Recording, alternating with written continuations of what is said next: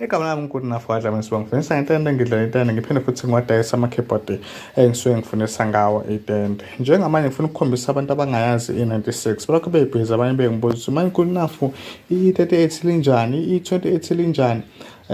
Bafuna iy'thombe nakho konke okunye. So ngithe lana-ke ake ngenze ividiyo i-96 uyibone ukuthi i-keyboard kanjani le. Ngiyazi ukuthi sonke akuthina sonke sesiwathintile cishe wonke lama e-series ekuthiwa anetenda elimnandi.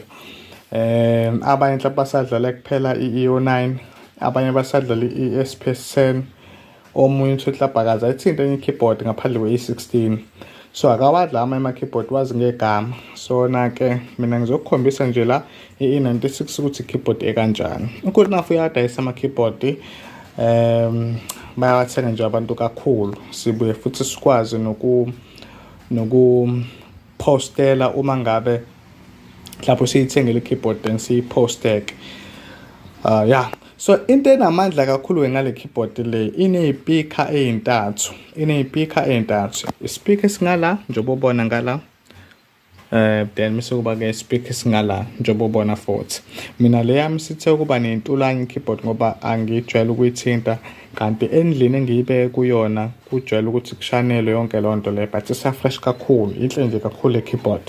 Ake kuveze ispeaker esila ngaphakathi enkabeni yayo i-keyboard le. So sengiyiphendulile-ke la ingaphansi la i-keyboard ibonakala kanje ngaphansi. Ifoni yami ayivezi kahle kodwa ngiyazama ukuthi ngikhombise. Yabo la speaker ngokwekhamera ngathi kungcolile la, kanti angingcolile. Akungcolile. Yini le?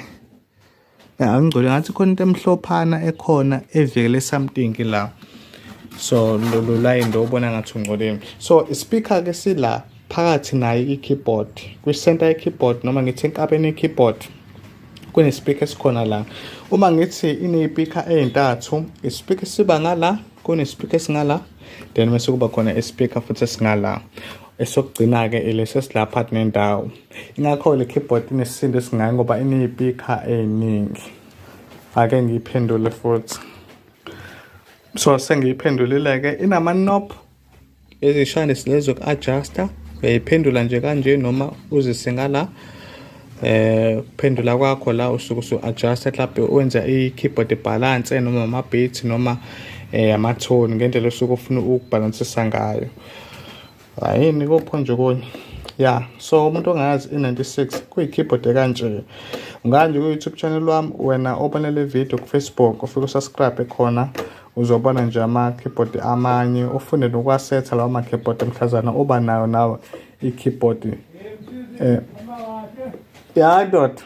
So ufunde nokuyisetha i-keyboard. Kulula kakhulu, kulula nje kakhulu.